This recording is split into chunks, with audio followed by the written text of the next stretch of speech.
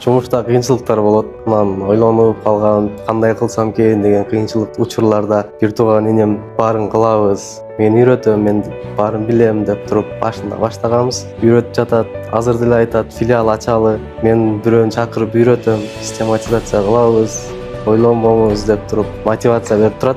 Саламатсыздарбы, менин атым Азатбек, жеке ишкермин. Баткен шаарында кофейня ачканмын. Үй бүлөм бар, жубайым бар.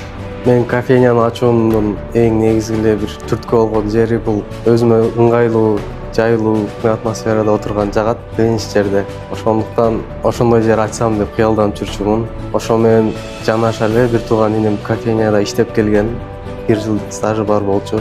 Ал деле айтып жүргөн болчу, ачсакпы байке, качан ачалы, акча кичине коштурбайсызбы деп. Ошол учурда грант бизге бирөө жөнөтүп калды. Улуу Британияга барып келген, Баткен областын жараны. Мындай тапшырса болот экен идея деп. Башаламан болуп жүргөн ойлор кагазга түштү. Кагазга түшкөндөн кийин өзү эле болуп калды.